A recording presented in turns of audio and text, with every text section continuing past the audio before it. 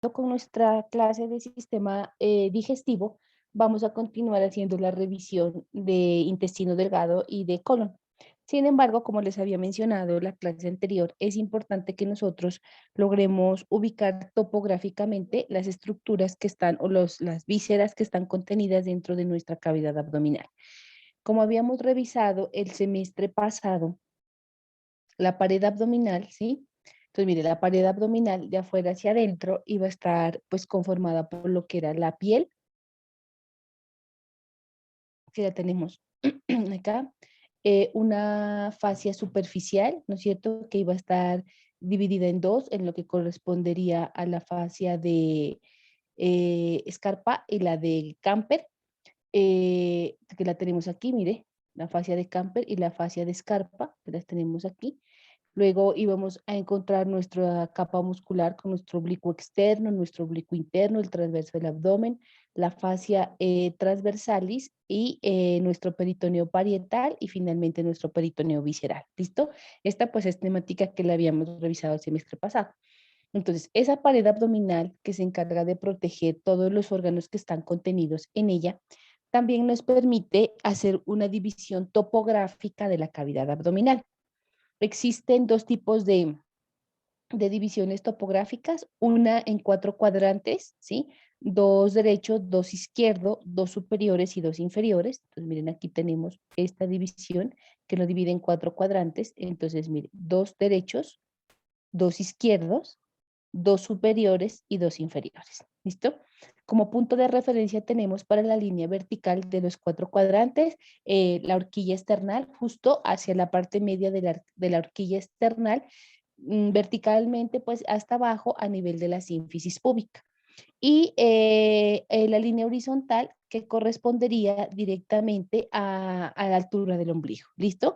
Entonces, así se trazarían las dos líneas que van a estar dividiendo en cuatro cuadrantes nuestra pared abdominal. Para nosotros, sin embargo, ha sido mucho más práctico y lo que nosotros como médicos acá en Colombia utilizamos es la división de los 9 cuadrantes. Esos 9 cuadrantes que nos permiten hacer y una localización topográfica de las diferentes estructuras de los sistemas que están ocupando nuestra cavidad abdominal. Entonces, esas líneas de los 9 cuadrantes, ¿cómo salen? Miren, aquí tenemos una vertical, que es la vertical derecha, y aquí la vertical izquierda.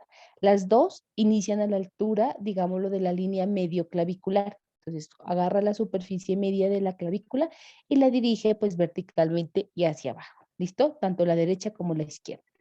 Y tenemos dos líneas horizontales, la superior a nivel del borde inferior de la décima costilla y del último pues reborde del cartílago costal del lado derecho hacia el lado izquierdo. Y la línea inferior toma como referencia ese tubérculo glúteo que estaba en la cara externa de nuestro hueso coxal de derecha a izquierda. ¿Listo? Y así terminamos dividiendo nuestra pared abdominal en 9 cuadrantes, nombrándose así. Entonces, mire, en el centro tenemos el epigastrio, que es el primer cuadrante, miraron aquí, el mesogastrio a nivel umbilical, mesogastrio, y el hipogastrio. Entonces, en el centro está epigastrio, mesogastrio e hipogastrio. Del lado derecho que tenemos a la altura del epigastrio el hipocondrio derecho, hacia abajo el flanco derecho y finalmente la fosa ilíaca derecha. Y del lado izquierdo tenemos igual, hipocondrio izquierdo, flanco izquierdo y fosa ilíaca izquierda. Entonces, como vamos a ver en la práctica de lo que estamos aprendiendo de nuestro sistema digestivo, vamos a poder determinar qué estructuras van a estar contenidas en cada uno de estos cuadrantes. ¿Listo? Entonces, mire, queda arriba en la primera línea, digámoslo, hipocondrio derecho, epigastrio, hipocondrio izquierdo. En medio, flanco derecho, mesogastrio, flanco izquierdo. Y abajo que queda, fosa ilíaca derecha, hipogastrio y fosa ilíaca izquierda. ¿Listo? Entonces, ¿esto para qué nos ayuda? Nos ayuda para ubicarnos a nosotros topográficamente las estructuras que están contenidas en la cavidad abdominal y ante un posible pues diagnóstico determinar cuál es el órgano que está afectado y sobre el cual va voy a investigar en el momento de la consulta de mi paciente. Bueno, entonces, como habíamos dicho, nuestra pared abdominal, la última capa o la capa más interna que tiene se llama peritoneo. Entonces, qué es el peritoneo? El peritoneo es una membrana muy fina, delgada, que recubre las paredes de la cavidad abdominal y envuelve gran parte de las vísceras. ¿Listo? Entonces, no todas las vísceras de la cavidad abdominal están recubiertas por peritoneo. Entonces, así como teníamos una fascia cervical, el tórax tenía una fascia endotorácica, ¿no es cierto?, que iba a estar recubriéndola internamente. La cavidad abdominal también tiene una fascia que la recubre, que se llama peritoneo. Este peritoneo, entonces, va a envolver por la superficie interna de nuestra cavidad abdominal, de adelante hacia atrás, y también se va a encargar de envolver gran parte de las vísceras que están contenidas. Esta membrana se va a dividir en dos hojas, una hoja que se ha denominado parietal y una hoja que se ha denominado visceral. Pues como su nombre no lo indica, la capa parietal va a estar adherida a la superficie interna de la pared abdominal y la capa visceral pues puede estar adherida a las vísceras en sus diferentes caras, dependiendo pues de la ubicación. Entre esta hoja parietal y esta hoja visceral, vamos a encontrar un espacio que se ha denominado cavidad peritoneal. ¿Listo? Entonces, el espacio comprendido entre las dos capas se ha denominado cavidad peritoneal. Entonces, aquí nosotros podemos observar, miren, nuestro peritoneo parietal, que es todo esto de color rojito, nuestro peritoneo visceral, mire que está alrededor de cada una de las vísceras, aquí como el hígado, aquí como el intestino, mire alrededor de cada una de las vísceras. Y en medio de este peritoneo parietal y de este peritoneo visceral, vamos a encontrar una cavidad peritoneal. La cavidad peritoneal. ¿Listo? Bueno, entonces, las vísceras abdominales, falta una C, las vísceras abdominales van a estar suspendidas en la cavidad peritoneal por unos pliegues de peritoneo que se llama mesenterio. Entonces, las estructuras que están, las vísceras que están contenidas en la cavidad abdominal no pueden estar sueltas, porque nosotros corremos, subimos, nos movemos, nos desplazamos, sino que deben estar fijas. ¿Cómo se fijan? Se pueden fijar entre sí, se pueden fijar a la pared abdominal, se pueden fijar, sobre todo eso, fijarse entre sí y a la pared abdominal, ya sea por delante o por detrás.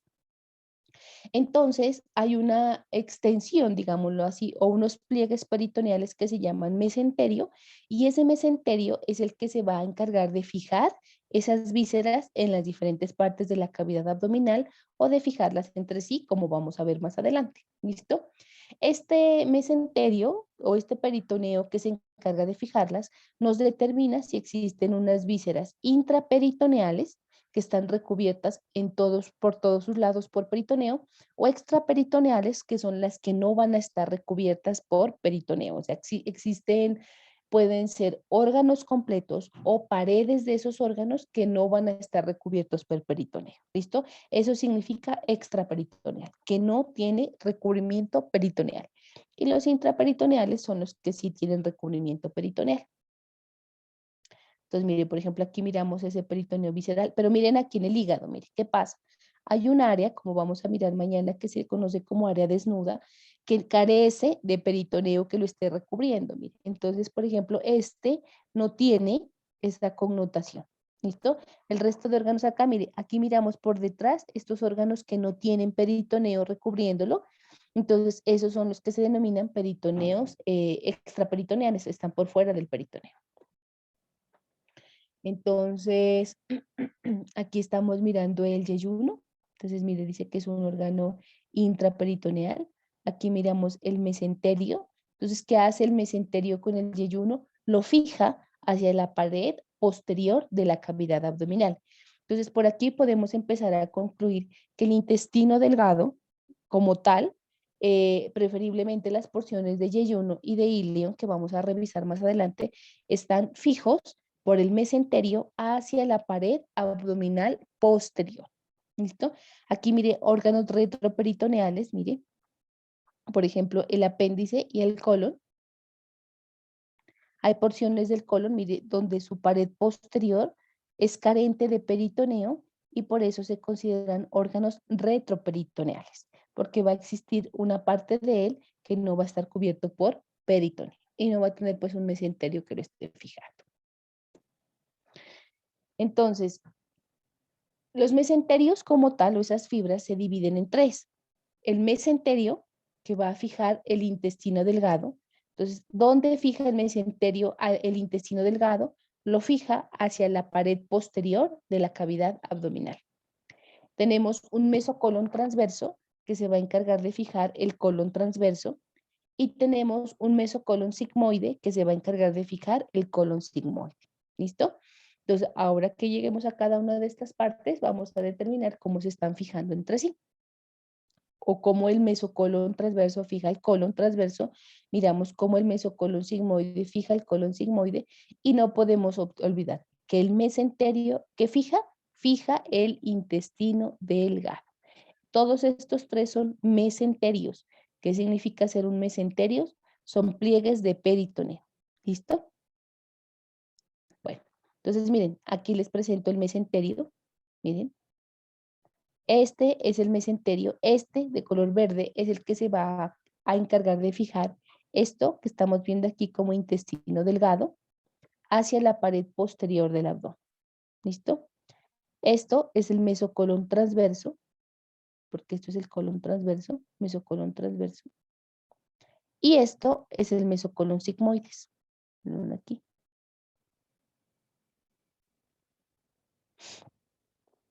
Entonces ahí tenemos los tres.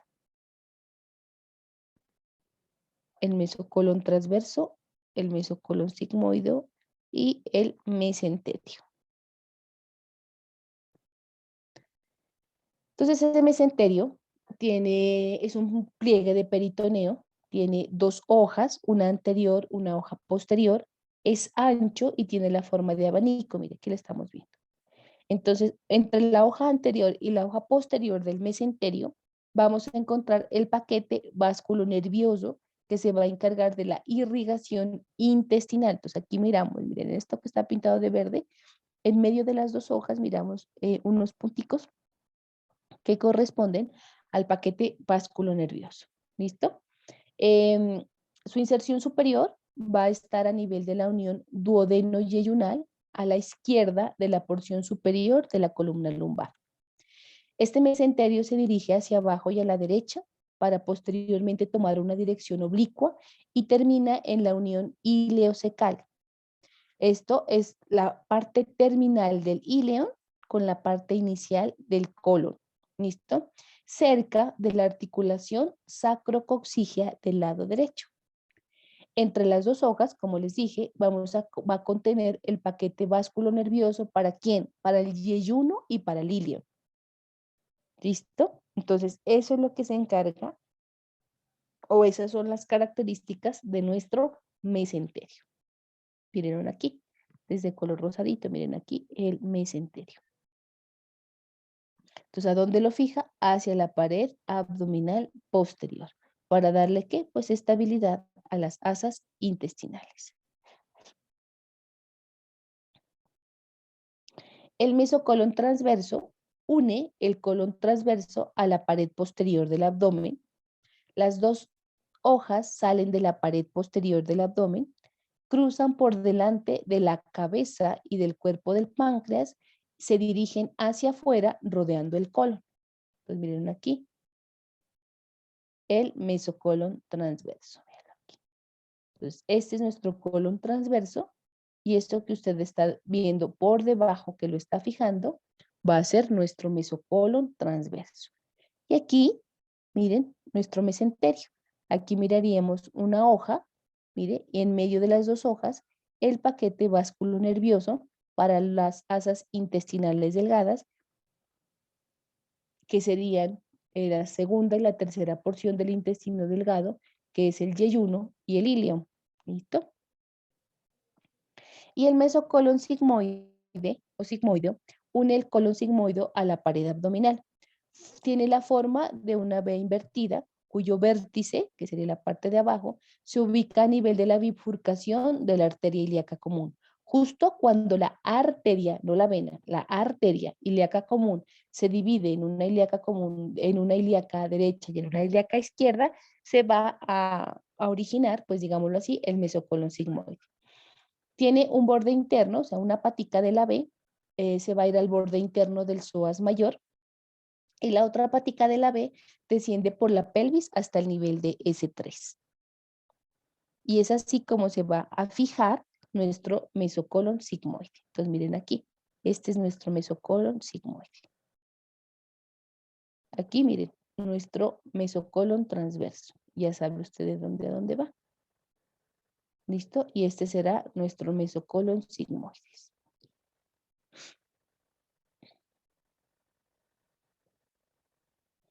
El peritoneo también, entonces, aparte de dar esos mesenterios que se dividen en mesocolon sigmoide, mesocolon transverso y mesenterio como tal, venlo aquí. Entonces, ese peritoneo que da origen al mesenterio, da origen al mesocolon transverso y da origen al mesocolon sigmoides, también da origen a otras estructuras que se van a encargar de fijar las vísceras de la cavidad abdominal. Otro de ellos se denominan omentos, ¿listo? Estos omentos van a estar formados también por dos hojas de peritoneo. ¿Por qué tanto el mesenterio como los mesos, los omentos e incluso los ligamentos van a tener dos hojas? Porque en medio de ellas dos es por donde se va a desplazar el paquete vasculonervioso que se va a encargar de la irrigación y de la inervación de las diferentes vísceras de la cavidad abdominal. ¿Listo? Estos aumentos, como ya nosotros habíamos tenido pues noción de ellos, van desde el estómago y la primera porción del duodeno a otras vísceras. ¿Listo? Entonces, dijimos que existían dos aumentos, un aumento menor y un aumento mayor. Entonces, van desde el estómago. Entonces, habíamos dicho que desde la curvatura menor del estómago salía hacia el hígado una estructura que se conocía como aumento menor.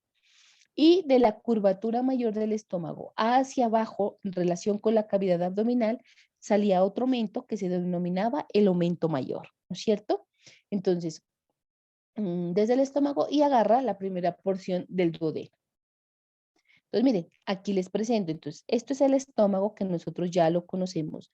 Habíamos dicho que tenía dos curvaturas, una curvatura menor dirigida hacia arriba y una curvatura mayor y a la derecha y una curvatura mayor dirigida pues lateralmente y hacia la izquierda y hacia abajo. Entonces, tenemos que de esta curvatura menor y este que es el duodeno, mire la primera porción del duodeno, sale esto que se conoce como el aumento menor.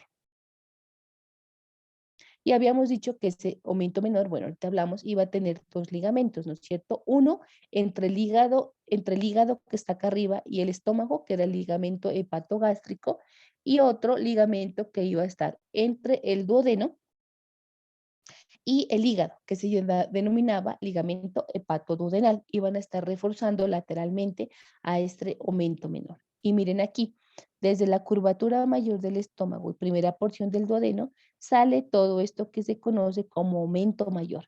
El aumento mayor es como un delantal, digámoslo así, que está sobre la cavidad abdominal que agarra desde la curvatura mayor del estómago pues hacia abajo y lo protege. El aumento mayor, entonces es un pliegue peritoneal, mire lo que les dije, tiene forma de un delantal, se inserta en la curvatura mayor del estómago y en la primera porción del duodeno. Recubre el colon transverso y todas las asas intestinales que están contenidas en la cavidad abdominal. Entonces, miren, ahí les presento del lado izquierdo nuestro aumento mayor, verde bonito.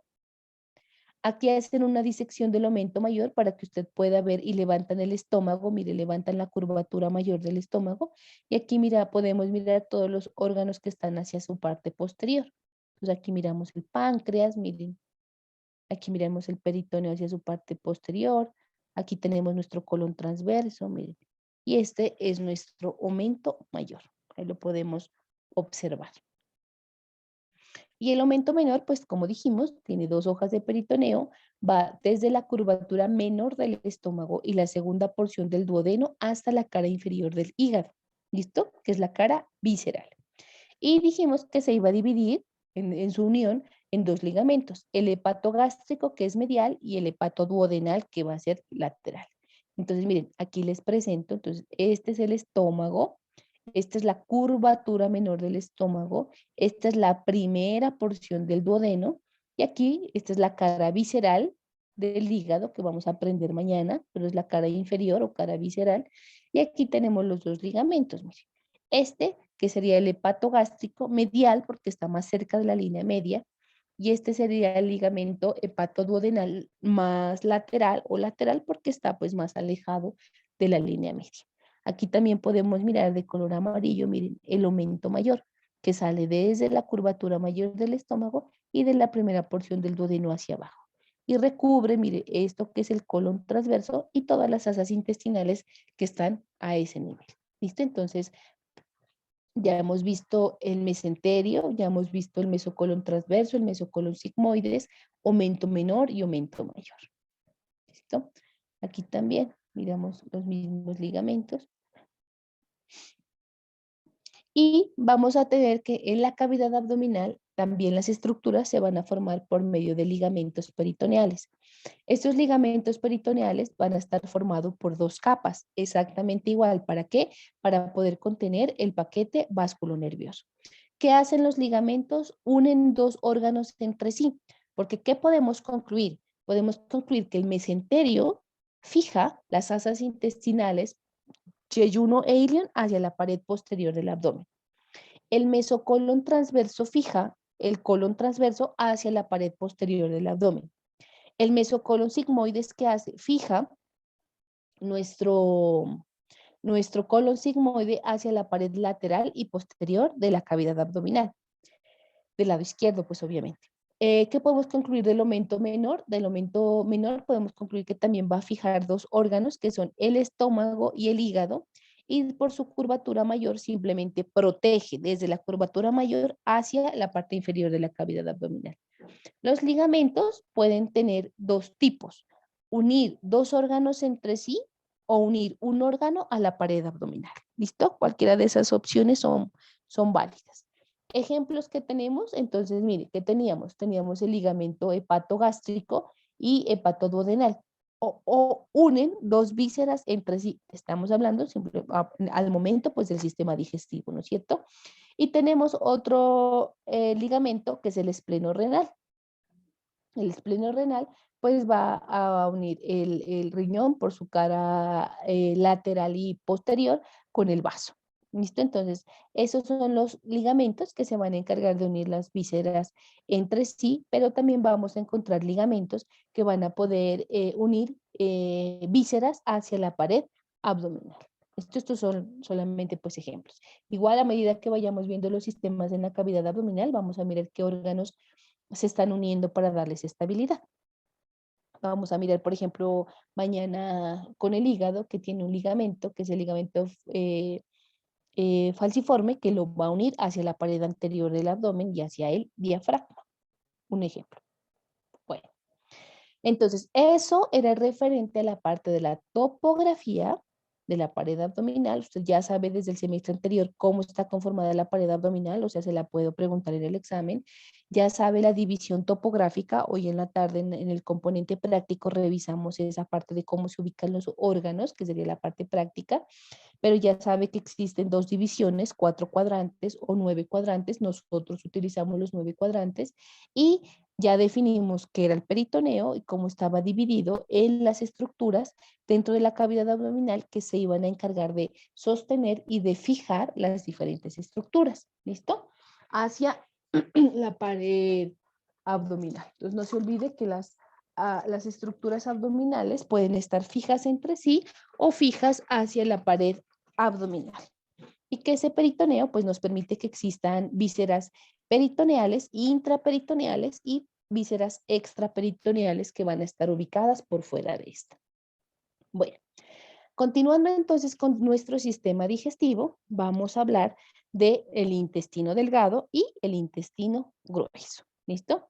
Entonces, dentro de las generalidades del intestino delgado, tenemos que se extiende desde el píloro, que es el esfínter inferior del estómago, hasta la válvula ileocecal, ¿listo? ¿Dónde está ubicada la válvula ileocecal? Es justo ese punto donde termina el intestino delgado e inicia nuestro intestino grueso o también denominado colon. Este intestino delgado tiene una longitud promedio de 7 metros en un individuo vivo. En un individuo fallecido puede tener muchos más metros porque ya no hay esas contracciones o esa inervación que le permite pues estar un poquito más contraído. ¿Listo? Y el intestino delgado entonces va a tener 3 porciones. Primera, segunda y tercera porción que se nombran de la siguiente manera. La primera porción se conoce como duodeno, la segunda porción como yeyuno y la tercera porción como íleon o porción terminal del intestino delgado. Entonces aquí nosotros podemos mirar, ¿sí? El duodeno, que es la continuación del estómago, miren hasta aquí. Luego se continúa como yeyuno y finalmente el íleon. Entonces duodeno, yeyuno e íleon. De arriba hacia abajo, duodeno. En medio, yeyuno y hacia abajo, el íleo. Hablemos entonces del duodeno. El duodeno es la primera porción del intestino delgado que tiene la forma de una C. Miren, no van aquí, ahorita nos regresamos a la diapositiva. Mire, esto que yo les estoy presentando acá es nuestro duodeno. Tiene la forma de una letra C. Aquí, qué bonito. Entonces, tiene la forma de una C y está en íntima relación con la cabeza del páncreas, que es un órgano que una glándula anexa que vamos a revisar mañana. ¿Listo?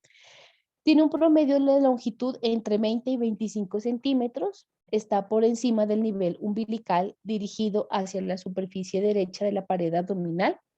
Su luz es más ancha, es la luz, o sea, la luz más ancha que tiene el intestino delgado es a nivel del duodeno, o sea, es la parte más gruesa que tiene el intestino delgado, y sus paredes pues tienen la misma estructura, pero tienen una amplitud mayor.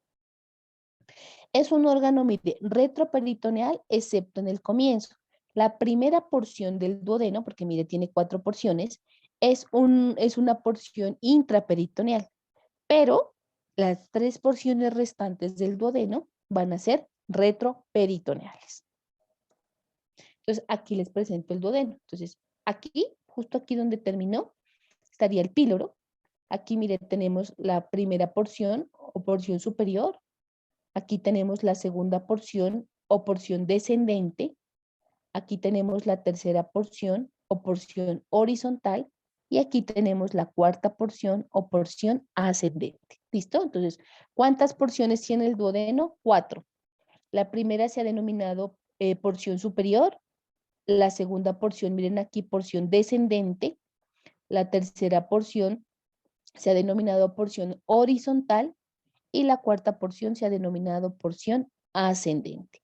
Y aquí podemos ver que sí tiene la forma de una letra C y que está en íntima relación con mire, que es la cabeza del páncreas. Todo esto que usted está viendo aquí es el páncreas. Y aquí usted está viendo la cabeza del páncreas.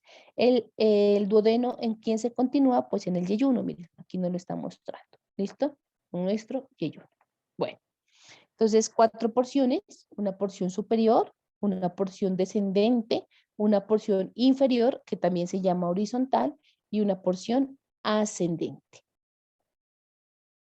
Entonces aquí se las vuelvo a mostrar. Entonces una porción superior. Entonces miren aquí, el esfínter pilórico. Aquí está el orificio pilórico, miren, y las fibras musculares que nos forman el esfínter pilórico. Primera porción del duodeno. Aquí, segunda porción o porción descendente del duodeno. Tercera porción, porción inferior o horizontal. Y aquí cuarta porción o porción ascendente. Entonces, este cuadrito es como el resumen, pues, de las características de las porciones del duodeno. Entonces, la porción superior, pues, es la primera porción, va desde el orificio pilórico del estómago hasta el cuello de la vesícula biliar, donde deja de llamarse, pues, porción superior y tomará el nombre de porción descendente. Está ubicada a la derecha de la primera vértebra lumbar, pasa por delante del conducto biliar, la arteria gastroduodenal, la vena porta y la vena cava inferior. ¿Qué sabemos de la porción descendente del duodeno? Es la segunda porción, está a la derecha de la línea media, va desde el cuello de la vesícula biliar hasta el borde inferior de la tercera vértebra lumbar. Va por delante de esta segunda porción está el colon transverso, por detrás de esta porción está el riñón derecho, por dentro de esta porción encontramos la cabeza del páncreas y hacia su pared medial vamos a encontrar dos papilas. Una papila duodenal mayor, donde va a drenar el conducto pancreático principal y el conducto colédoco, que vamos a revisar mañana, y una papila duodenal menor, donde va a drenar su contenido el conducto pancreático accesorio o menor. Estas dos papilas están ubicadas, mírenlas aquí, hacia la pared medial de la porción descendente del duodeno. Miren. Entonces, aquí estoy colocando el cursor al lado del nombre, es la papila duodenal menor. Para este, mire, conducto pancreático accesorio. Aquí les estoy mostrando la papila duodenal mayor. Esta papila va a contener una ampolla, que es la ampolla hepatopancreática, miren aquí. Y aquí miramos cómo drena este conducto, que es el colédoco, con este de acá abajo, que es el pancreático principal. Mire cómo se une. Y drenan su contenido, que se produce pues a nivel pancreático y a nivel hepático. La porción inferior es la tercera porción, es la más larga, es la porción horizontal, cruza la vena cava inferior y a la columna vertebral, pues por delante, y por delante va a pasar la arteria y la vena mesentérica superior. Entonces, aquí tenemos, mire. Esta es la porción horizontal y mire cómo cruza por delante de esa porción nuestra arteria de color rojo, que es la mesentérica superior, y nuestra vena mesentérica. Creo que tenemos otra que se observaba mejor. Bien. Entonces aquí también, mire, esta es la porción horizontal y aquí miramos, mire, nuestra arteria mesentérica superior y nuestra vena mesentérica superior pasan justo por delante de nuestra porción horizontal. Y la porción ascendente es la cuarta porción, va a estar encima de la aorta, luego pues va hacia la parte izquierda de la aorta, el borde superior, hasta el borde superior de la segunda vértebra lumbar, termina en el ángulo duodeno-yeyunal. Ese ángulo duodeno-yeyunal va a estar rodeado de peritoneo. Ese peritoneo que está rodeando el ángulo duodeno-yeyunal significa que es la última porción del duodeno, se conecta con la primera porción del yeyuno, van a formar un ángulo, ¿sí? Que se conoce como el ángulo de Treis. Ese ángulo de Treis va a contener un peritoneo que forma el músculo suspensor o ligamento de Treis como tal. ¿Listo? Entonces, mire, aquí, ¿sí? Esta es la flexura duodeno-yeyunal, mire, la flexura duodeno-yeyunal, donde termina la porción ascendente del duodeno y empieza el yeyuno. Aquí esta angulación, esta flexura, forman el ángulo duodeno-yeyunal. Aquí vamos a encontrar un ligamento, aquí es el ligamento de Treis o ligamento suspensorio, que está conformado ¿por qué? Por peritoneo, que lo vamos a ver aquí, mire. Entonces, mire, esta es la flexura duodeno-yeyunal, miren ahí, la flexura duodeno-yeyunal, y aquí forman este ángulo, mire. Este es el ángulo de Treis. Y aquí miramos cómo este es el ligamento, miren aquí, el ligamento de Treis, miren.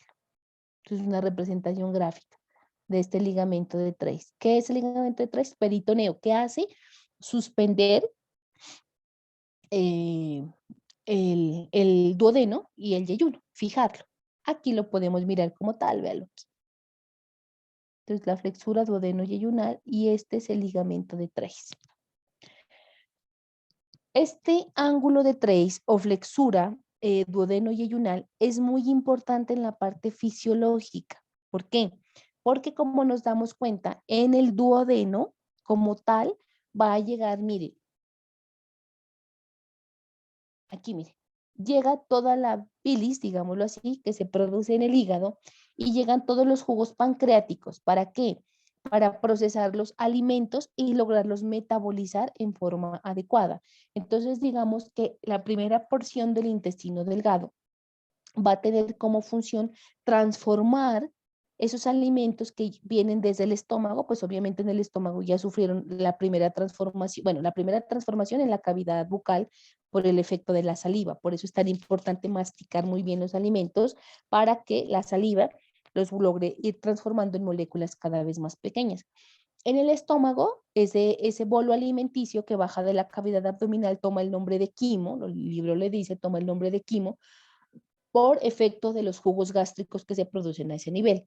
Cuando pasan al intestino delgado, existe otra transformación que va a ser secundaria a esto, mire, al jugo pancreático y a los biliares que se van a encargar de transformarlo. ¿Para qué? Para que finalmente en la segunda porción del intestino delgado, que es el yeyuno, se pueda absorber. Entonces, cuando existen esas peritonitis por cualquier causa, puede ser traumáticas, pueden ser químicas, pueden ser por perforaciones del apéndice. Entonces, cuando hay compromiso de las asas intestinales, buscan siempre preservar ese ángulo de trace, ¿sí? ¿Por qué lo buscan preservar? Porque sabemos que el duodeno es el que se encarga de esa asimilación o de esa transformación inicial de los alimentos que están contenidos o que han llegado hasta ese nivel. Esa es la importancia de nuestro ángulo de trace, ¿listo? Entonces, cuando usted llega a su parte fisiológica, pues se la van a enseñar. Bueno. Eh, como la irrigación del duodeno, entonces vamos a tener, las nombramos simplemente ramas de la arteria gastroduodenal. Vamos a tener la arteria supraduodenal, que es una de las ramas de la arteria gastroduodenal. Vamos a tener unas ramas duodenales, que son ramas de la arteria pancreatoduodenal superior. Y también vamos a tener unas ramas que son de la arteria pancreatoduodenal inferior. ¿Listo? Como nos vamos a dar cuenta cuando lleguemos a cardiovascular, estos órganos están ricamente inervados e irrigados para que puedan cumplir su función. El yeyuno entonces representa las 2/5 partes proximales del intestino delgado. Inicia a nivel de la flexura duodeno-yeyunal, que corresponde o está a la altura de la segunda vértebra lumbar. Se dirige a la izquierda de la columna vertebral. La pared del yeyuno es mucho más gruesa y mucho más vascularizada y se localiza en un plano alto o mayor en relación con el íleon. Ojo, en relación con el íleon, no con el duodeno. Estas características de tener paredes más gruesas, de ser más vascularizado y de localizarse en un plano alto o mayor es en relación con el íleon, porque como nos dimos cuenta, el duodeno es el de las paredes más gruesas, es el más vascularizado. ¿Listo? Y es la primera porción, ¿sí? Sin embargo, existe una diferencia muy significativa entre el yeyuno y el íleo. Eso nos vamos a poder dar cuenta cuando podamos ingresar al anfiteatro, que sí se puede mirar, así sea en el cadáver, la diferencia que existe entre el yeyuno y el íleo como tal. Vamos a encontrar que el yeyuno en el interior va a contener unos pliegues circulares. Esos pliegues circulares contienen folículos linfáticos agregados, ¿sí? Acuérdense que el sistema linfático es nuestro sistema inmune y de defensa. Y obviamente el yeyuno va a estar recubierto por peritoneo, o sea, es un órgano peritoneal, intraperitoneal. Entonces, miren, en esta diapositiva les presento al yeyuno.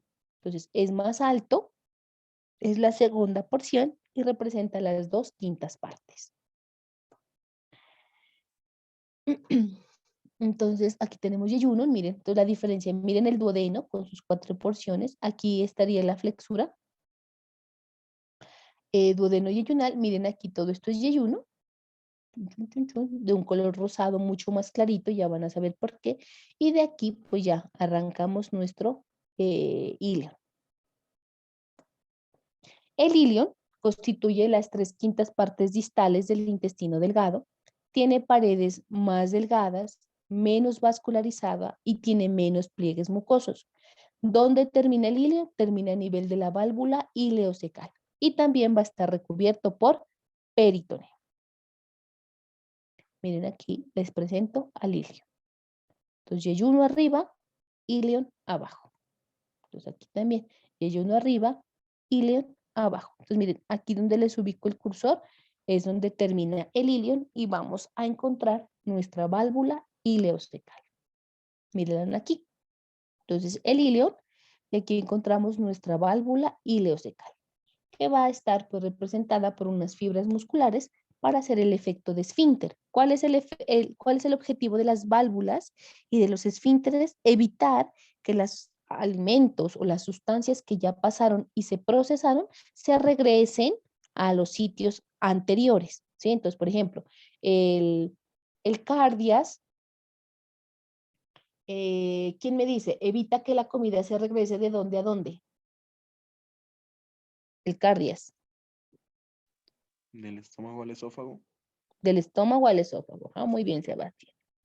Y el píloro evitaría que se regrese de dónde a dónde el contenido. Del duodeno al estómago. Del duodeno al estómago. Muy bien. Y la válvula ileocecal evitaría que se regrese el producto de dónde a dónde. Esta que es la última. Entonces, evitaría que se regrese desde el colon, miren, aquí les presento el colon, hacia el intestino delgado.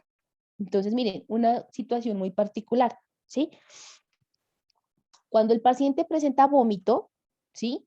Y vomita lo que se acabó de comer o lo que ha comido, nos damos cuenta que la insuficiencia está a nivel del cardias, porque está regresando todo su contenido gástrico. ¿Listo? Cuando la persona vomita bilioso verde, ¿sí? ¿Qué podemos concluir?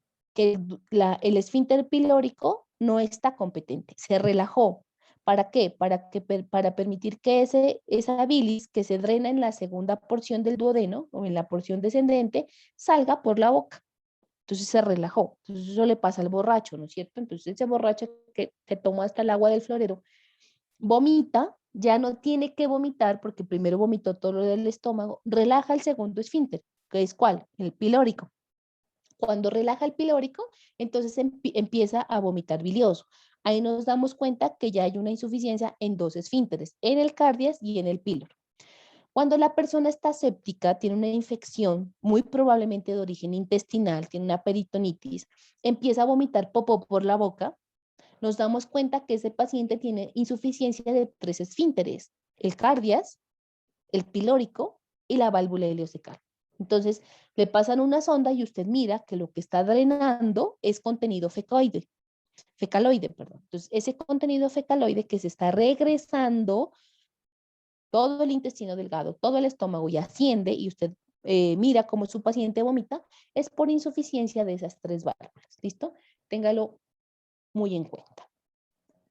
Bueno, ¿listo? ¿Cómo está conformado nuestro intestino delgado? Nuestro intestino delgado va a tener cuatro capas, una capa de adentro hacia afuera, una capa mucosa, una capa submucosa, una capa muscular y una capa serosa. La capa mucosa entonces va a tener unos pliegues longitudinales y circulares y va a contener las vellosidades intestinales. ¿Qué es importante que nosotros sepamos? Que en el duodeno se van a mezclar esos alimentos que proceden del estómago que se llaman quimo con los jugos pancreáticos y los ácidos biliares. Que la mayor absorción de nutrientes, ojo, se hacen a nivel del yeyuno por su amplia vascularización. Por eso es tan vascularizado, porque la mayor absorción de nutrientes se hace a nivel del yeyuno. Y en el ileón simplemente pues vamos a tener que ya todas esas sustancias que no se absorbieron en el yeyuno, hay unas que se van a absorber, unos resticos pues así residuales se absorben en el yeyuno, en el ileón, perdón, y lo que ya no pasa al colon para ser eliminado porque son sustancias de desecho. ¿Listo? Entonces, existen diferencias muy significativas, digámoslo así, entre el yeyuno y el ilion. Sí, ¿por qué? Por ejemplo, el yeyuno es un color rojo intenso porque está ampliamente vascularizado, mientras el ilion ya es un rosadito así como pálido. Dijimos que el calibre del yeyuno iba a ser mucho más amplio, más o menos de 2 a 4 centímetros, mientras que el ilion solamente tiene un calibre entre como 1,5 a 3 centímetros. Las paredes del yeyuno son mucho más gruesas, mientras que las del ilio son delgados. El yeyuno está muy vascularizado, muy, mientras que el ilion tiene una escasa vascularización. ¿Listo? Por eso es que cuando existen peritonitis, ¿sí? Y hay sufrimiento de asa intestinal, tienen que resecar el intestino, o sea, cortan ese intestino que sufrió, que se murió pues por falta de un oxígeno adecuado, digámoslo, porque no le llegó oxigenación en forma adecuada al asa intestinal por sobredistensión de las otras asas. Entonces, esto genera que se pierda esa asa intestinal, precisamente porque es poca la vascularización. ¿Listo? El yeyuno tiene poca grasa de mesenterio, mientras que el ilion tiene mucha grasa de mesenterio para fijarla hacia la parte posterior. ¿Listo? El yeyuno tiene pocos nódulos linfoides, mientras que el ilion, mire, tiene muchos nódulos linfoides. Esas son como las diferencias más significativas que podemos tener entre estos dos. Bueno. Entonces, la submucosa, pues como en todos los que hemos visto hasta acá, va a contener el paquete vasculonervioso. Vamos a encontrar una capa muscular que va a estar formada por dos tipos de fibras musculares, un longitudinal externo y un circular interno. Estas fibras longitudinales externas van a formar parte del reforzamiento de esa válvula ileocecal. Vamos a tener una serosa, pues que obviamente va a ser peritoneo, que envuelve totalmente a la porción superior del duodeno, ya lo habíamos dicho. Al yeyuno y al ilion son órganos intraperitoneales, pero de la segunda, tercera y cuarta porción del duodeno solamente lo recubre por su superficie anterior, por lo cual pueden ser considerados como un órgano extraperitoneal en esas tres porciones. Entonces aquí miramos la capa serosa, miren, del peritoneo.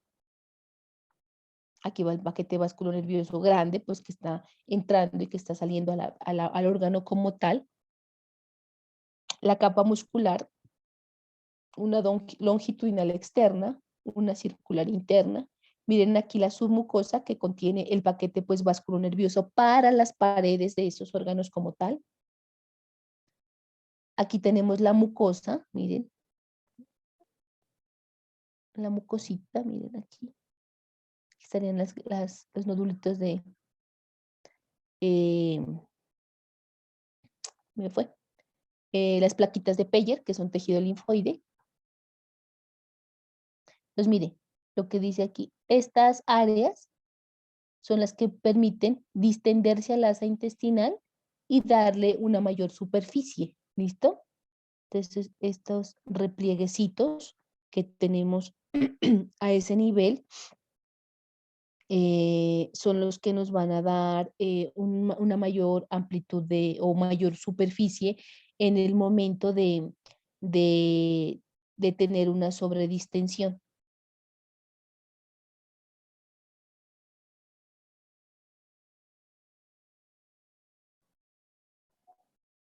¿Listo?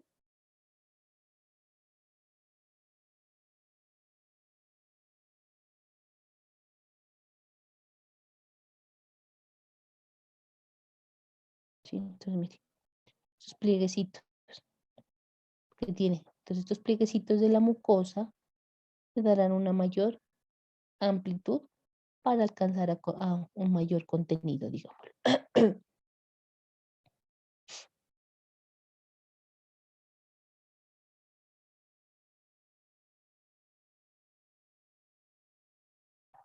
Y bueno, la parte pues histológica ya se lo he enseñado. Entonces, ¿cuáles son las relaciones anatómicas del intestino delgado? Las relaciones anatómicas son, para el duodeno, su primera porción, siendo un órgano intraperitoneal, adelante vamos a encontrar el lóbulo cuadrado del hígado. Atrás está la vena porta, el conducto colédoco y la arteria gastroduodenal. La segunda porción del duodeno tiene por detrás el borde medial del riñón derecho, la vena renal derecha, y medialmente tiene la vena cava inferior. La tercera porción está por delante los vasos mesentéricos superiores, arteria y vena mesentérica. Por detrás está la vena cava inferior y la aorta descendente. Y la cuarta porción está en relación con el pedículo del riñón izquierdo. Ya sabemos por pulmón que es un pedículo, ¿no es cierto? Entonces, aquí miramos nuestro duodeno. Miren cómo es ampliamente irrigado nuestro duodeno. Bueno, aquí no podemos ver todas las ramitas, pero está muy, muy irrigado. Entonces, aquí les presento la aorta. ¿Sí? Aquí les presento que esa aorta se divide en 3 troncos de su pared anterior. Entonces, miren, aquí les presento el tronco celíaco. Aquí estará la arteria mesentérica superior. La parte venosa, aquí tenemos algo que se llama la vena porta. ¿Listo? Las relaciones del yeyuno y el ilio, pues arriba tenemos el mesocolon transverso, la pared posterior del estómago y la cara anterior del riñón izquierdo. Y abajo tenemos la vejiga urinaria y el fondo del útero en la mujer. ¿Sí? Son las dos relaciones que va a tener nuestro yeyuno. Y obviamente lateralmente va a tener pues el colon ascendente a la derecha y el colon descendente hacia el lado izquierdo. ¿Listo? Porque como nos damos cuenta, voy a regresarme un poquito. En esta diapositiva, mire, lo está enmarcando, ¿sí? El colon es como un marco. Entonces, lateralmente a la derecha, pues estaría el colon ascendente y hacia la izquierda estaría el colon descendente. Bueno, y continuando entonces tenemos nuestro intestino grueso. Nuestro intestino grueso constituye la porción distal del conducto digestivo. ¿Dónde comienza? En la válvula ileocecal, justo donde termina el ilion o porción distal del intestino delgado. ¿Dónde termina? Comienza en la válvula ileocecal y donde termina en el orificio del ano. Ahí va a terminar. Tiene una longitud promedio entre 1 y 1.5 metros en un individuo vivo, con un diámetro variable en sus diferentes porciones. Tiene 2 flexuras, una flexura cólica derecha y una flexura cólica izquierda, que más adelante vamos a ver cómo se conforma. Entonces, aquí les presento nuestro intestino grueso. ¿Listo? Dice que también se le da el nombre de marco cólico, ¿sí? Vamos a observar aquí las porciones. Entonces, tiene la primera porción se denomina ciego, que va a estar acompañado del apéndice vermiforme, así se llama, apéndice vermiforme, que es la tripita que se inflama. Seguido del ciego, por el lado derecho tenemos el colon ascendente. Cuando llega al hígado, sufre la primera flexura, que es la flexura cólica derecha, y se continúa como colon transverso, aquí, que cuando llega al lado izquierdo, en el hipocondrio izquierdo, en contacto con el vaso, forma la segunda flexura cólica, que es la flexura cólica izquierda, y luego se continúa como colon descendente. Cuando llega a la fosa ilíaca izquierda, se continúa como colon sigmoides, finalmente el recto y el ano, que va a tener 2 esfínteres, un esfínter anal externo y un esfínter anal interno. ¿Sí? El interno va a estar formado por fibras, una musculatura lisa, y el externo una musculatura esquelética o estriada. Entonces, la primera porción dijimos que se denominaba ciego y va a estar situado por debajo del orificio ileal, ¿sí? Junto con el apéndice vermiforme. El colon ascendente se dirige hacia la cara visceral del hígado y se continúa con la flexura cólica derecha. La flexura cólica derecha también se denomina flexura hepática. ¿Dónde está ubicada? Pues entre el colon ascendente y el colon transverso. Aquí lo podemos mirar. Aquí donde lo ubico el cursor, estaría la flexura cólica derecha. ¿Entre quién? Este que es el colon ascendente y este pues que es el colon transverso. El colon transverso que llega hasta la parte superior e izquierda del abdomen para continuarse en la flexura cólica izquierda o también denominada esplénica. Se encuentra por debajo del vaso entre el colon transverso y el colon descendente. El colon descendente es vertical, llega hasta la cresta ilíaca interpuesto o entre la flexura cólica izquierda y el colon sigmoide. El colon sigmoide es el segmento terminal del colon. ¿Dónde termina el colon? En el colon sigmoide.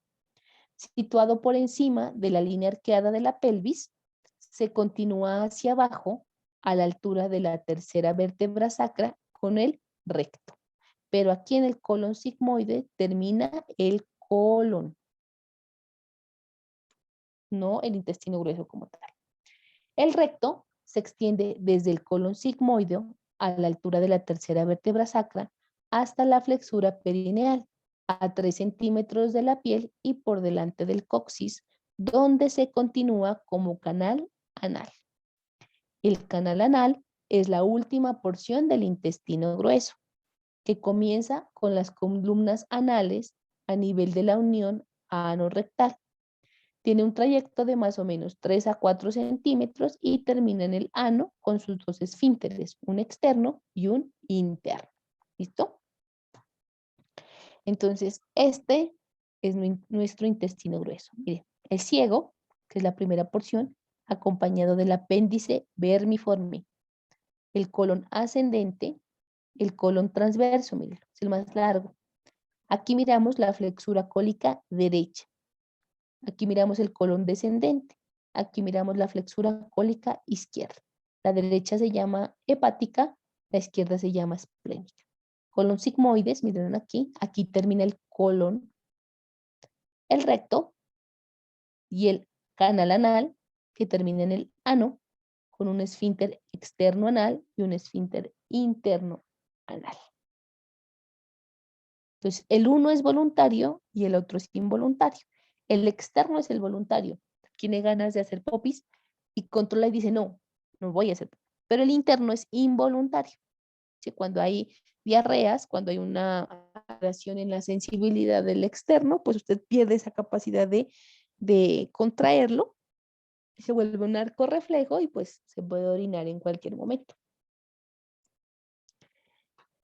Entonces, para el colon, pues el peritoneo se dispone en forma variable. Entonces aquí dice que el ciego y el apéndice vermiforme, el colon transverso y el colon sigmoide son libres, pero van a tener un meso y una envoltura peritoneal completa. ¿Listo? O sea, se pueden mover fácilmente. El colon ascendente y el colon descendente y el ascendente están adosados a la pared posterior del abdomen. ¿Para qué? Pues para que le puedan dar fijeza y estabilidad al colon. El recto, disponiendo de un revestimiento peritoneal incompleto, va a tener una pared sí y una pared no de recubrimiento peritoneal. Entonces, ¿por qué el ciego y el apéndice vermiforme y el colon transverso y el sigmoide son libres? O sea, solamente tienen un meso, entonces el meso colon transverso, el meso colon sigmoide, el meso apéndice, porque deben tener cierto grado de movilidad por el área donde están. Entonces, mire, el ciego tiene que comunicarse con el ilion. Si estuviera fijo, no tendría ese movimiento de la válvula ileocecal. El colon transverso, como es el de mayor longitud y el que va a estar en relación con el estómago y con el hígado, pues también debe tener solamente sus ligamentos que lo están reforzando. Y obviamente el colon sigmoide también va a continuarse en una porción más vertical. Si estuviera fijo, no tendría ese grado de movimiento de peristalsis como tal que le ayude a empujar ese contenido fecal que está pues a ese nivel. ¿Qué es característico y exclusivo del colon?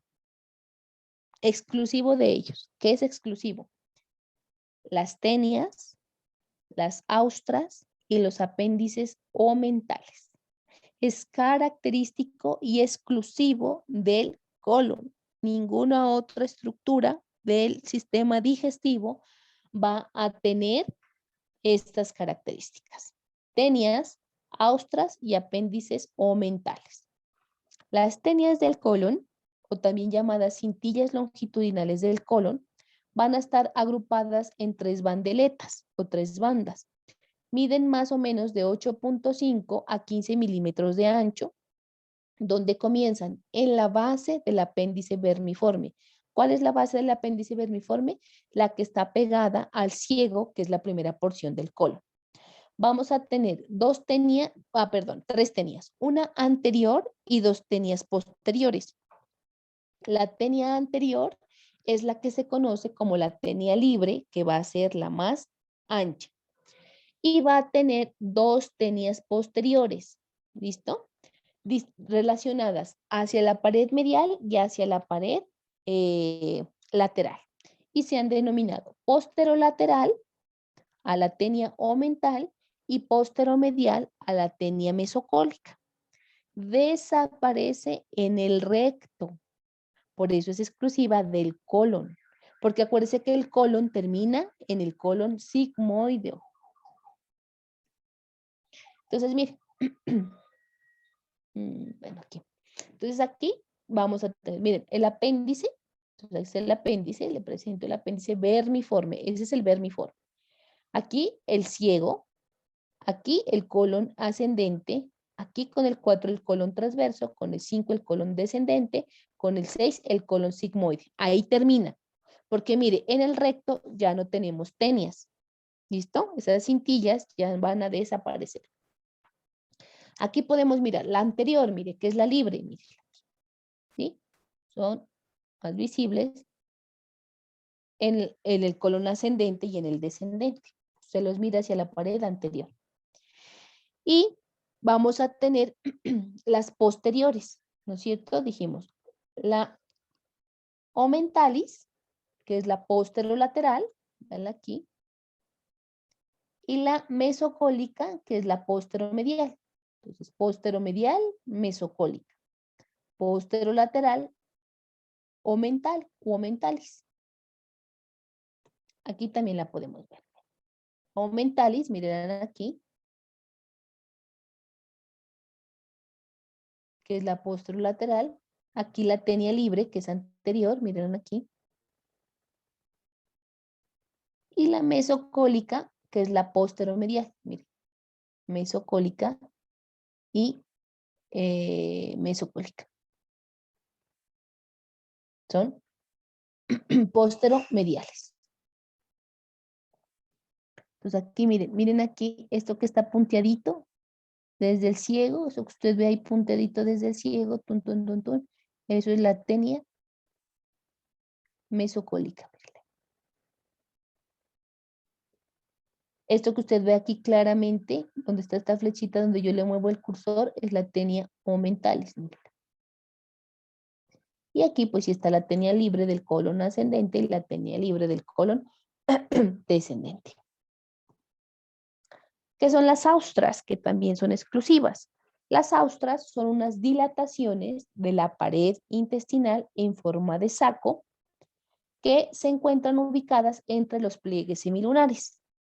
Los pliegues semilunares son unos relieves que tiene la mucosa interna del colon. Ahorita los revisamos.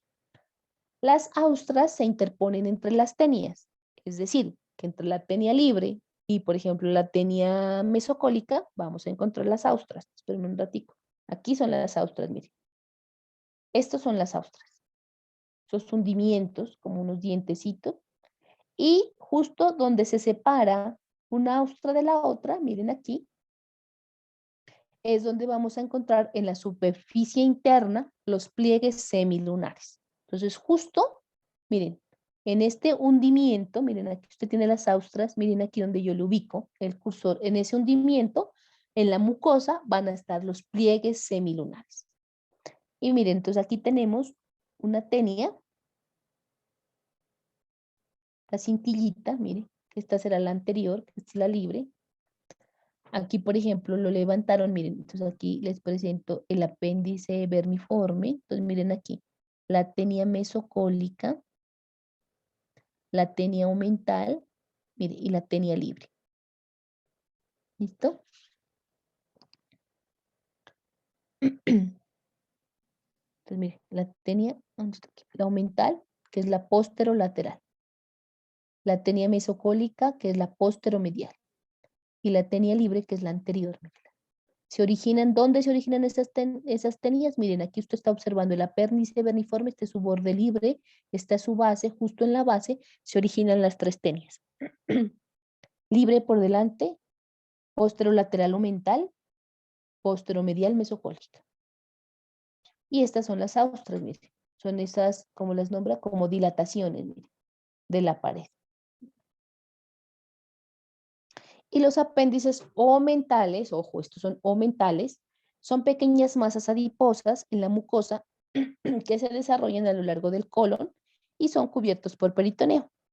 Entonces, la base del apéndice omental es tejido graso, pero ese tejido graso va a estar recubierto por peritoneo.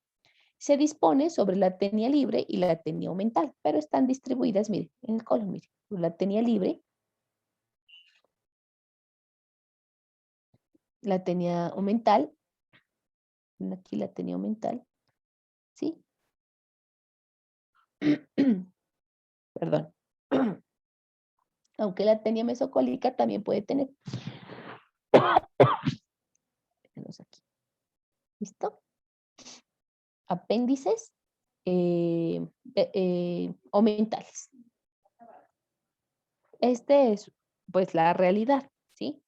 Esto es lo que vamos a ver cuando nosotros podamos ingresar a nuestro anfiteatro. Entonces, miren aquí la tenia, miren aquí las austras, miren aquí las austras, miren aquí los pliegues semilunares que van a estar hacia la superficie interna. Entonces, este hundimiento, el hundimiento que yo miro en la superficie externa, internamente corresponde a esos pliegues semilunares. ¿Listo? Internamente. Y estos son los apéndices omentales.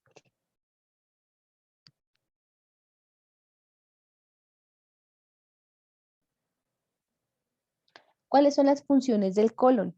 Las funciones del colon se van a encargar de la absorción de agua y electrolitos. Ellos absorben agua y electrolitos. Entonces, cuando usted tiene diarrea, esas diarreas líquidas, usted pierde todo el agua y los electrolitos y por eso se deshidrata. El Gatorade no sirve para hidratar, no hidrata, no hidrata. No tiene electrolitos, sino solamente para lo que usted consumió en 2 horas de ejercicio. Entonces, si usted tiene diarrea, tiene que tomar suero oral de adulto, porque tiene sus 1000 equivalentes, pues para poder compensar. Si no se absorbe agua, se deshidrata. Y si no se absorben electrolitos, pues va a tener alteración en su funcionamiento normal. Almacena las heces fecales, evacúa las heces fecales y secreta moco para mantener lubricada la pared interna del intestino y que esas heces fecales se puedan movilizar. ¿Listo? Estructura, entonces va a tener una mucosa, una submucosa, una muscular y una serosa. Aquí vamos a encontrar las fibras longitudinales externas y entonces miren la serosa por fuera, las fibras longitudinales externas, las fibras circulares internas, la submucosa y la mucosa. La túnica mucosa está compuesta de un epitelio cilíndrico simple, es bastante gruesa, presenta pliegues longitudinales y transversales. En la mucosa vamos a observar células caliciformes y glándulas que secretan esencialmente moco para lo que le explicaba, permitir que la materia fecal avance. La túnica submucosa es rica en elementos vasculares y se origina o está conformada pues, por tejido conectivo. La capa muscular tiene una capa longitudinal externa. Esas fibras longitudinales se agrupan en las 3 tenias, le pertenecen a la capa longitudinal. Y la capa circular es la interna, mire, cuyo engrosamiento produce los pliegues semilunares del colon. La túnica muscular es delgada y es frágil. Tiene una capa serosa que es de peritoneo, que se adhiere a los planos musculares de los que la está separando. Ya sabemos qué músculos conforman la pared lateral, posterior del abdomen, ¿no es cierto? Y es un revestimiento peritoneal de mesotelio simple. Dijimos entonces que nuestro colon va a estar dividido en el ciego más el apéndice vermiforme, o sea, el apéndice vermiforme no se considera como una parte aislada pues del colon. El colon ascendente, el colon transverso, el colon descendente, el colon sigmoideo, el recto y el canal anal, finalmente con el ano y sus esfínteres. Entonces miren aquí el colon, el ciego, con su apéndice vermiforme, el colon ascendente, el colon transverso, el colon descendente, el colon sigmoides, que es todo esto, el recto, y aquí donde lo ubico el cursor estaría pues el ano. Entonces, El ciego se va a localizar en el extremo inferior derecho de la cavidad abdominal, o sea, ocupa la fosa ilíaca derecha, representa el primer segmento del intestino grueso, entonces tiene la forma de un saco abierto hacia arriba, se va a continuar hacia arriba en el colon ascendente,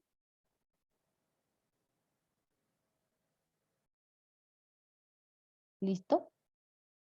Se comunica con la porción terminal del intestino delgado, que es el íleon, a través, miren, de esto, que es la válvula ileocecal. Aquí encontramos el orificio ileal. Esta válvula ileocecal está constituida por dos pliegues semilunares. Esas fibras musculares le van a dar el esfínter, pues como tal, a esa válvula ileocecal y forman el orificio ileal.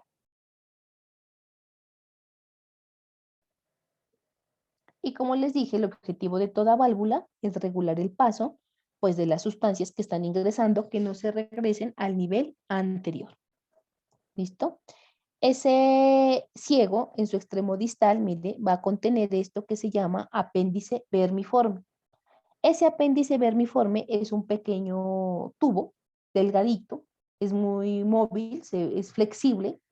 Su extremo distal es ciego, mire, y su extremo proximal se abre hacia el ciego a través del orificio del apéndice.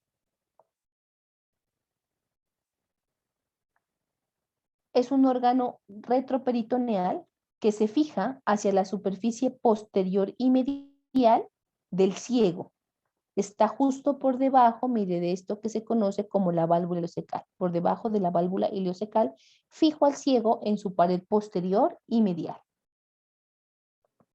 Las dimensiones de este apéndice vermiforme pueden ser variables, ¿sí? Mide entre 8 y 10 centímetros, más o menos de 0.3 a 0.5 centímetros de diámetro. La mucosa que está recubriendo internamente al apéndice vermiforme presenta, cuando somos niños, bueno, una mayor cantidad de tejido linfoide. A medida que vamos creciendo y nos volvemos adultos, tiende a disminuir el trabajo, pues, como tejido linfoide. ¿Listo? Este apéndice vermiforme, miren, les traigo esta gráfica, puede adquirir diferentes posiciones anatómicas, ¿sí? Lo normal es que esté ubicado hacia la cara posterior y medial del ciego, ocupando la fosa ilíaca derecha. Pero, mire, puede ser que esté echado hacia adelante o echado hacia atrás en relación al colon, al ciego, pues como tal. Entonces, mire, hay un apéndice retrocecal, miren, ¿dónde está? Hay un apéndice paracecal, por delante puede ser preileal, por delante del ilion, puede estar, miren, por detrás del ilion, dirigido hacia el promontorio, dirigido hacia la cavidad pélvica. Estas diferentes posiciones que puede adaptar el apéndice vermiforme es lo que puede hacer que uno como profesional se equivoque en los diagnósticos.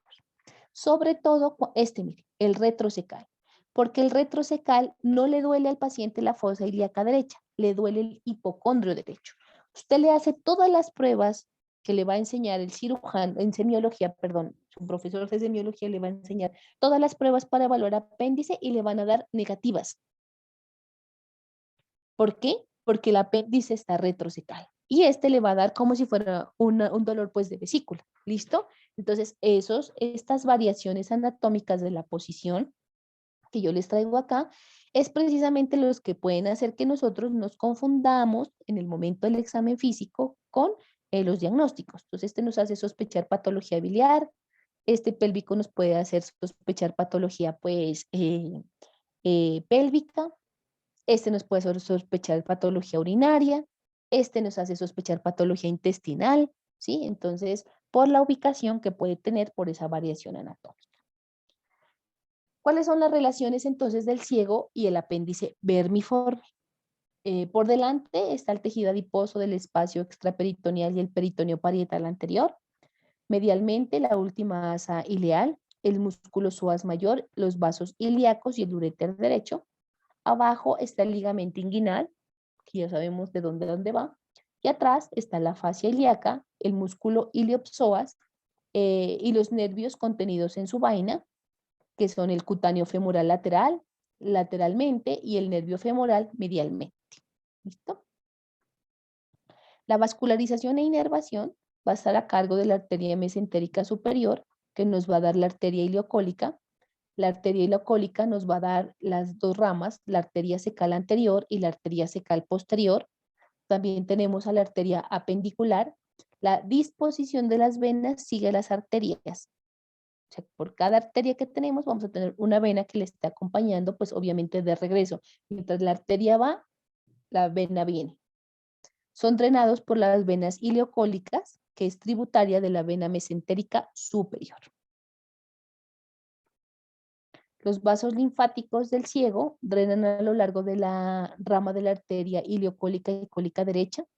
En el apéndice verniforme son numerosos los linfáticos, tienen muchísimos ganglios, se unen y forman más o menos 3 o 4 troncos que van a drenar al colon, en el colon ascendente, y terminan en una cadena ganglionar que se denomina ileocólica. La inervación está a cargo del plexo celíaco por intermedio del plexo mesentérico superior. Esta es una de las cualidades: que el dolor inicialmente de una apendicitis sea sordo, inicie en el epigastrio y luego se irradie hacia la fosa ilíaca derecha finalmente.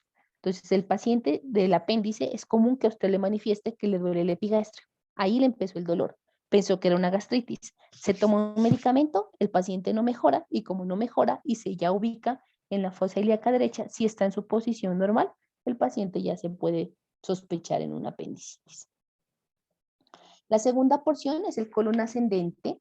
El colon ascendente representa la continuación hacia arriba del ciego, extendiéndose hasta la cara visceral del hígado o cara inferior del hígado, donde se va a flexionar hacia la izquierda, formando parte de la flexura cólica izquierda.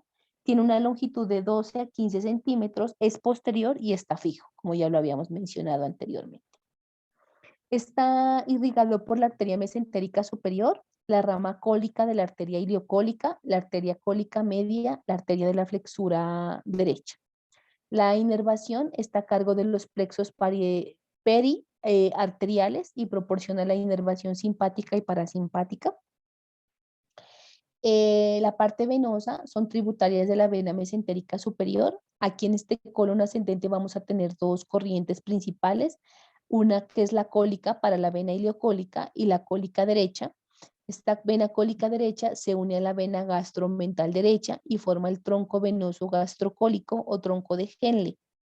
Esto lo vamos a ver con detalle cuando nosotros lleguemos al sistema cardiovascular, pero sí es importante que tengamos estas nociones principales.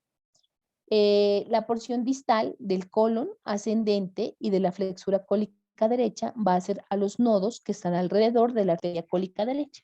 ¿Listo? Ahí vamos a encontrar el drenaje de esta parte. El colon transverso, miren aquí. Este es nuestro colon transverso. Es el segmento más largo del intestino grueso que se extiende transversalmente, describe pues un arco de convexidad inferior, va desde la flexura cólica derecha hasta la superficie visceral del vaso. En el extremo superior izquierdo de la cavidad abdominal, o sea en el hipocondrio izquierdo, se flexiona hacia abajo formando la flexura cólica izquierda. Unido hacia la parte posterior por el mesocolon transverso, vamos a encontrar que tiene 3 segmentos, un segmento derecho, un segmento medial y un segmento izquierdo. La vascularización proviene de las arterias cólicas derecha, de la arteria cólica media y de la arteria cólica izquierda. Esta vascularización es dependencia de las dos arterias, de la mesentérica superior y la mesentérica inferior. Esto es bien importante, ¿sí? Este colon transverso va a tener irrigación tanto de la arteria mesentérica superior para el lado derecho como de la arteria mesentérica inferior para el lado izquierdo. Téngalo en cuenta. Las venas derechas son tributarias de la vena mesentérica superior por medio del tronco gastrocólico, mientras que las venas izquierdas son tributarias de la vena mesentérica inferior. Es el único segmento del colon que comparte irrigación y es altamente vascularizado por las anastomosis tan grandes que tiene, y esto obviamente pues protege al intestino. Entonces no se olvide, el colon transverso tiene vascularización tanto mesentérico superior como mesentérico inferior. Los linfáticos drenan en los nodos ubicados a lo largo de la arteria cólica media y luego estos a la mesentérica superior. Y la inervación sigue la distribución arterial. Colon descendente, mire. En este colon descendente podemos apreciar las tres tenias, ¿sí? Una tenia, pues la anterior que es la libre y las dos tenias posteriores de las que habíamos estado hablando, ¿no es cierto? Entonces teníamos la posteromedial, que era la mesocólica, y la posterolateral, que era la tenia omental. Estas son más estrechas, más delgaditas, en comparación con la tenia anterior, que es libre. Este colon descendente es el segmento que se extiende pues hacia abajo, desde la flexura cólica izquierda hasta el nivel de la cresta ilíaca del mismo lado, que es donde se inicia nuestro colon sigmoides. Está irrigado, perdón, por la arteria mesentérica inferior. Las venas van a drenar finalmente a la mesentérica inferior y la inervación pues sigue las arterias, recibe una cantidad muy importante de fibras simpáticas que proceden de los ganglios lumbares izquierdos y reforzando también el plexo nervioso mesentérico inferior. Entonces, mientras este sigue el plexo mesentérico, digamos, derecho-izquierdo, este se va solamente para el plexo mesentérico inferior.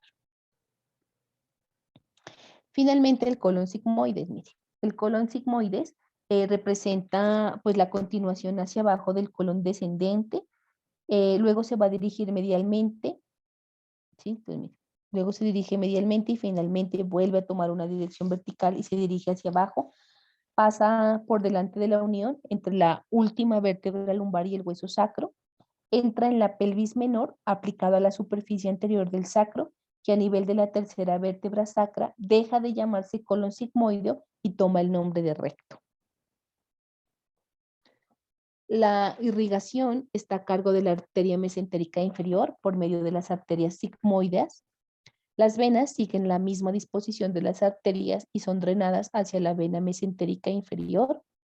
Los linfáticos van a estar ubicados a todo lo largo de la arteria cólica izquierda, luego se unen a los vasos linfáticos provenientes del recto y todos van a drenar en los nodos mesentéricos inferiores y la inervación está a cargo del plexo mesentérico inferior. El recto, mire, ¿sí? Es el segmento del intestino grueso donde se acumula para ser excretada los residuos alimenticios que no se lograron absorber. Todo lo que es materia de desecho que no tiene ya ni agua ni electrolitos se van a ubicar en el recto. Se extiende desde la tercera vértebra sacra, continúa descendiendo por la superficie anterior del hueso sacro, se flexiona hacia adelante, luego se flexiona hacia atrás, atraviesa el diafragma pelviano de los músculos del periné, donde deja de llamarse recto y se continúa con esto que se llama canal anal. Mire. El recto, justo a la altura de los músculos del periné, va a tener unas valvas que abren y cierran para darle como ese control, digámosle, inicial a la materia fecal que tiene acumulada.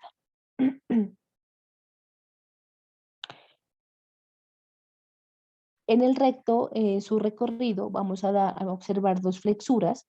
Una flexura sacra cuando pasa por delante de la cara ventral del sacro y otra perineal cuando está a la altura de los músculos del perine. ¿Listo?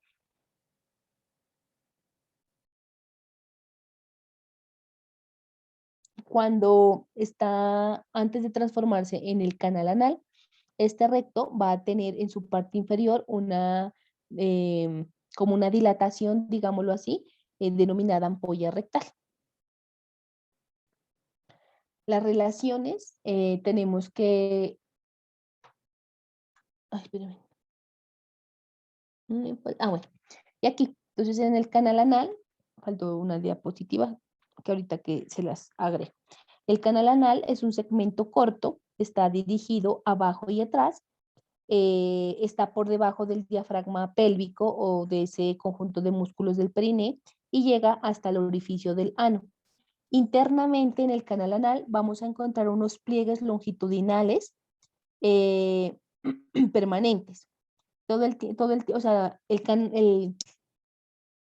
el canal anal va a tener estos pliegues, miren aquí en la superficie interna, estos pliegues que cuando llega la materia fecal se van a distender para darle como mayor tolerancia y mayor amplitud. Esas son las columnas anales.